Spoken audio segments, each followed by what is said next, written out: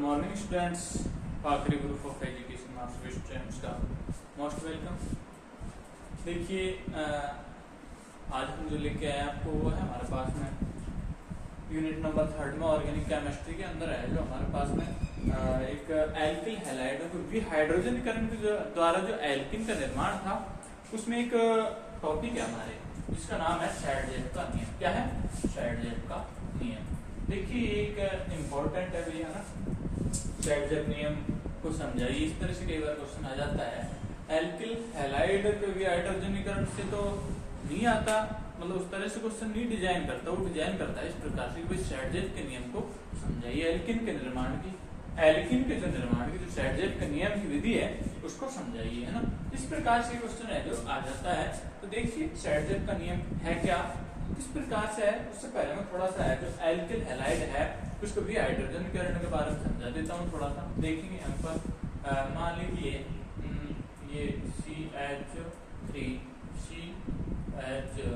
CH3 देखिए तो ये है हमारे पास में क्या, कौन सा है 2 ब्रोमो प्रोपेन है। 2 ब्रोमो प्रोपेन के जब विहाइड्रोहैलोजनीकरण होता है किसका निर्माण होता है? एल्कीन का निर्माण होता है। किसका निर्माण होता है भैया? एल्कीन का निर्माण। देखिए और होता किसकी उपस्थिति में होता है? C2H5OH KOH अर्थात एथेनॉलिक क्षार की उपस्थिति में है जिसका विहाइड्रोहैलोजनीकरण होता है और दौरान बनती है जो एल्कीन है the product will form in the reaction. तो CH3 CH2 CH2। देखिए यहाँ पर जो हाइड्रोजन परमाणु से जुड़ा हुआ कार्बन है वो कहलाता है अल्फा कार्बन। क्या कहलाता है? Alpha carbon. और इसकी संगत जो इसके जो अगली पोजीशन है उस कार्बन को कहते हैं बीटा कार्बन। क्या कहते हैं? Beta carbon. ये भी बीटा है, कौन सा है? Beta carbon. ये भी बीटा है, दोनों ही समान बीटा है। तो कोई सा भी है जो कार्बन हाइड्रोजन परमाणु को निष्कासन कर सकता है। दोनों समान है, दोनों समान प्रकार की बीटा हाइड्रोजन है तो दो समान प्रकार की ही एल्कीन बनेगी। तो यहाँ पर हम कोई सी भी एल्कीन बना सकते हैं प्रोडक्ट के रूप में। तो ये वाली एल्कीन हमने यहाँ पर बनाई। देखिए यहाँ पर जो है बीटा का अल्फा कार्बन से जुड़ा हुआ का अगला कार्बन है उसको बीटा कार्बन कहते हैं। उसके संग जो हाइड्रोजन है उस कार्बन पर उपस्थित हाइड्रोजन उसको बीटा हाइड्रोजन कहते हैं। क्या कहते हैं? बीटा हाइड्रोजन कहते हैं। तो देखिए यहाँ पर जो विलोपन है इस विलोपन को हम कह सकते हैं अल्फा बीटा विलोपन।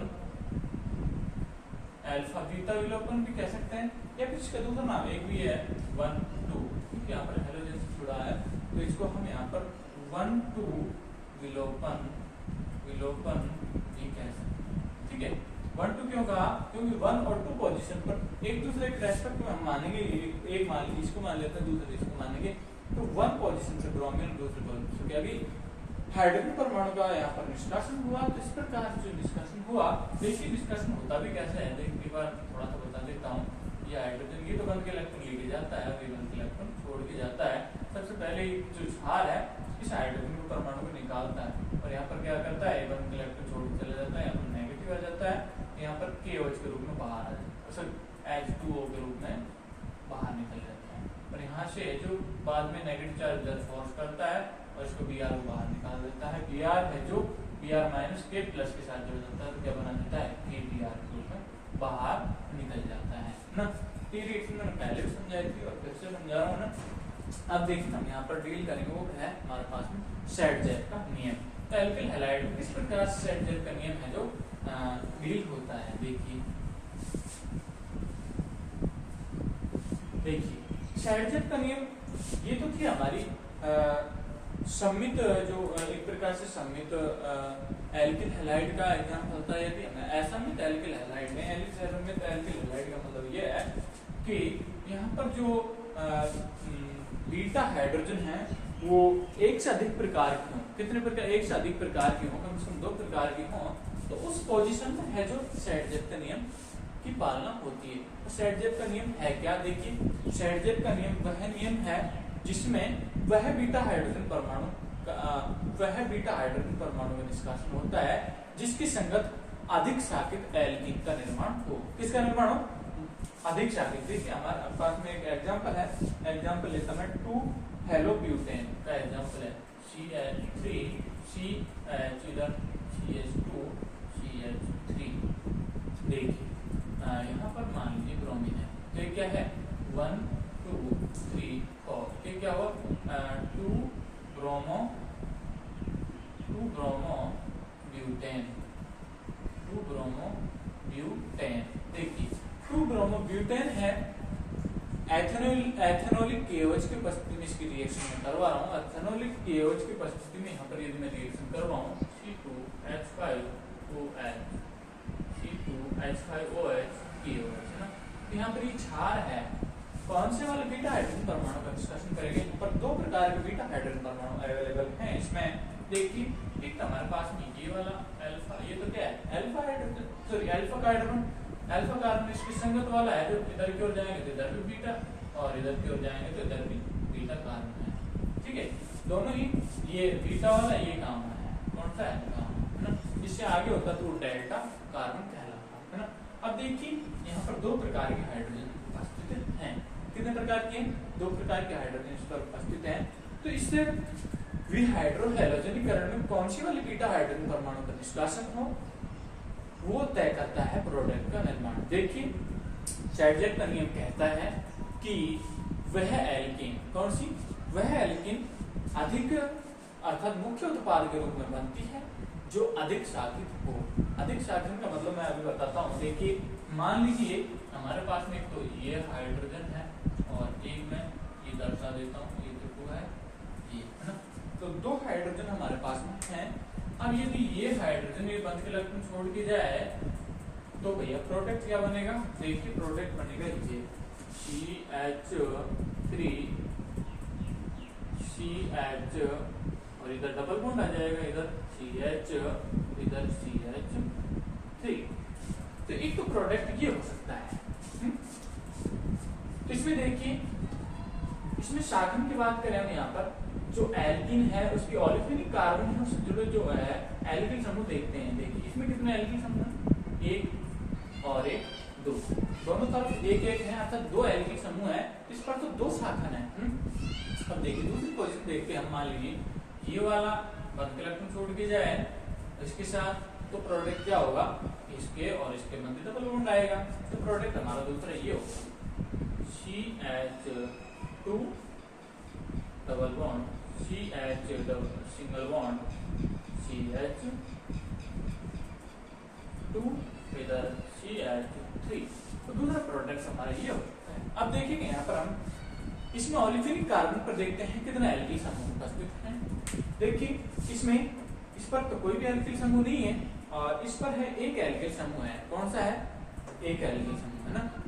तो इस पर एक एल्किल समूह है, इस पर 2 एल्किल समूह है, अर्थात यहाँ पर देखिए तो हम कौन सी वाली है जो अधिक शाखित है, यहाँ पर ये वाली है जो अधिक शाखित है, तो इसको हम कहेंगे शैडजेफ प्रोडक्ट, शैडजेफ उत्पाद। क्या कहेंगे, शैडजेफ उत्पाद हम इसको कहेंगे। जबकि ये अर्थात ये जो उत्पाद बना ये बनेगा मुख्य उत्पाद के रूप में, मुख्य उत्पाद के रूप में, और ये जो बना ये उत्पाद ये बना किसके रूप में, अत्य अल्प मात्रा में, अल्प मात्रा में ना, अल्प मात्रा में ना। तो भाई ये है हमारे शैडजेफ का नियम ना। तो शैडजेफ के नियम मैंने बताया कि शैडजेफ का नियम वहां पर लागू होता है, वहां पर भी हाइड्रोहैलोजनीकरण के दौरान लागू होता है जहां पर क्या हो, एक से अधिक बीटा हाइड्रोजन परमाणु उपस्थित हो, एक से अधिक बीटा हाइड्रोजन परमाणु उपस्थित हैं, तो शैडजेफ के नियम के अनुसार वह बीटा हाइड्रोजन परमाणु का निष्कासन होता है हाइड्रोजन के साथ, जिसके द्वारा अधिक शाखित एल्कीन बने।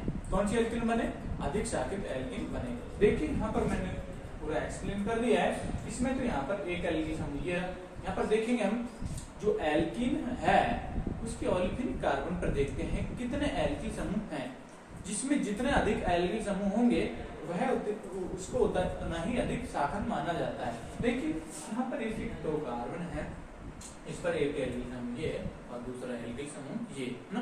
यहाँ पर तो दो एल्किल समूह है और इसमें बात करें तो यहाँ पर एक ओनली और यहाँ पर कोई एल्किल समूह नहीं है क्योंकि यहाँ पर ओनली क्या है, हाइड्रोजन है।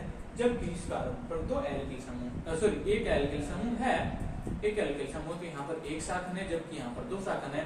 तो अधिक शाखित कौन सी हुई, ये वाली एल्किन हुई, ये वाली एल्किन अधिक शाखित हुई। तो ये उत्पाद है जो मुख्य उत्पाद के रूप में यहाँ पर बनता है। तो यही सेडजेप का नियम है। अब इसमें थ्योरेटिकल पोर्शन में लिखवा देता हूँ एक बार, इसका इसको नया एग्जाम में लिखना है उस हिसाब से ना। तो इसका और भी एग्जाम्पल मैं यहाँ पर हम लिख सकते हैं। देखिए जैसे चलो मैं एक बार लिखवा देता हूँ थोड़ा ना इसमें, उसके बाद में है जो इसको अभी मत उतारी, मैं इसको उतरवा दूंगा।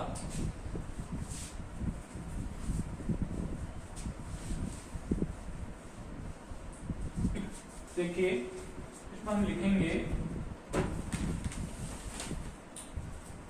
इसमें लिखेंगे हम इस नियम के अनुसार, इस नियम के अनुसार, इस नियम के अनुसार यदि किसी एल्किल हैलाइड में, यदि किसी एल्किल हैलाइड में,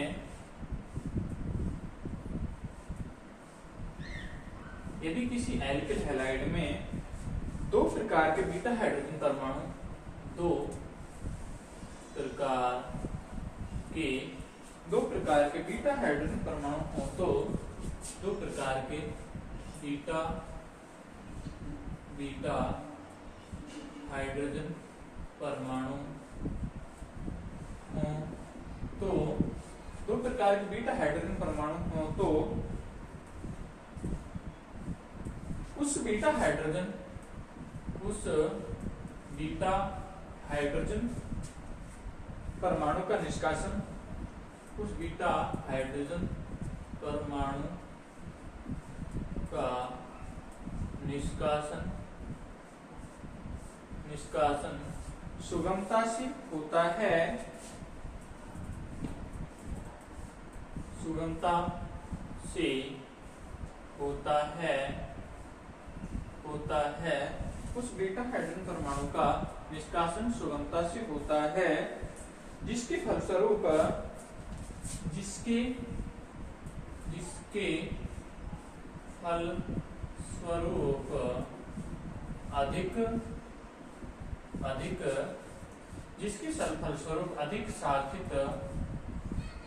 अधिक शाखित एल्कीन जिसके फलस्वरूप अधिक शाखित एल्कीन बनती है, इसके फलस्वरूप अधिक शाखित एल्कीन बनती है। ये तो हो जाता है थ्योरेटिकल पोर्शन। अब मैं यहाँ पर एग्जाम्पल लेता हूँ। यहाँ पर देखिए जैसे कि टू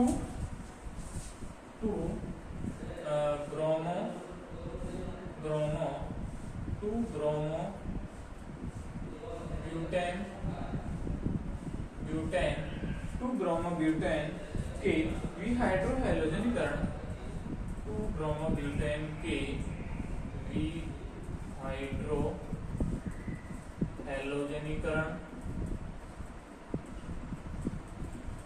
विहाइड्रोहैलोजनीकरण करने पर मुख्य उत्पाद के रूप में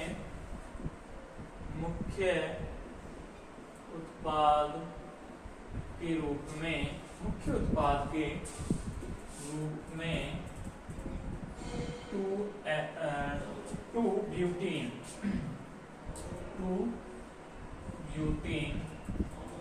का निर्माण होता है। टू ब्यूटीन का निर्माण होता है। देखिए मैंने अभी आपको रिएक्शन करवाई थी, समझाई थी काफी अच्छे से। फिर से मैं बता रहा हूँ रिएक्शन CH3 CH इधर Br इधर CH2 इधर CH3। यहाँ पर हम लेंगे C2H5O है। क्या लेंगे? रिएजेंट क्या ले रहे हैं, C2H5OH पर हम लेते हैं। तो देखिए यहाँ पर है जो निष्कासन हुआ है वो किसका होगा, यहाँ पर निष्कासन होता है किसका, H एक तरह से यहाँ से हाइड्रोजन आती है और यहाँ से ब्रोमीन जाती है। तो जो यहाँ से हाइड्रोजन गई और यहाँ से ब्रोमीन गई तब तो बना मुख्य उत्पाद, उसको कहेंगे हम 2-ब्यूटीन। क्या कहेंगे, 2-ब्यूटीन। देखिए यहाँ पर मुख्य उत्पाद के रूप में बना तो पर निकला क्या क्या है, KOH है, यहाँ पर निकला KBr साइड प्रोडक्ट के रूप में, एक निकला H2O साइड प्रोडक्ट के रूप में यहाँ पर निकलता है।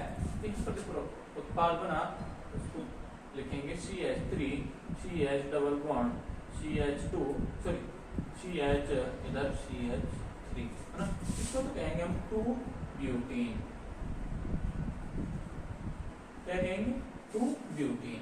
इसका दूसरा जो अल्प मात्रा में उत्पाद बनता है वो 1-ब्यूटीन, CH2 double bond CH2 CH3, इसको कहेंगे 1-ब्यूटीन। 1-ब्यूटीन जो कि क्या है, अल्प मात्रा में, अल्प मात्रा में। और ये क्या है, मुख्य उत्पाद या फिर सैडजेफ उत्पाद, सैडजेफ उत्पाद। ठीक है, तो ये है भैया हमारी जो है सैडजेफ का नियम। सैडजेफ के नियम के अनुसार ये है कि एल्किल हैलाइड को भी हाइड्रोजनीकरण के दौरान इसका पालना होती है सैडजेफ के नियम की, और सैडजेफ के नियम से जो उत्पाद बनता है वो अधिक शाखित एल्किन यहाँ पर बनती है।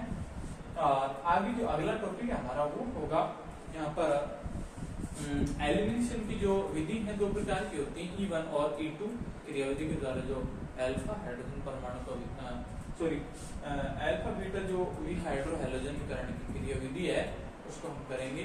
तो प्रकार से यहाँ पर बताइए हमारे बीएससी फर्स्ट ईयर में एक तो E1 और एक E2। तो E1 के द्वारा किस प्रकार से होती है क्रियाविधि और E2 के द्वारा किस प्रकार, दोनों के द्वारा क्रियाविधि हम देखेंगे, है ना। तो आज का टॉपिक जो हमारा यही था, सैडजेफ का नियम ओनली। तो आपको शायद मुझे लगता है सभी को अच्छी से समझ में आया होगा, और एक दो एग्जाम्पल मैं अगली क्लास में और करवा दूँगा इसके, ना। तो आप सभी को आज इसी के साथ मेरी क्लास खत्म होती है। Thank you so much and my channel Pakhare group of education, like and subscribe dear my friends and students of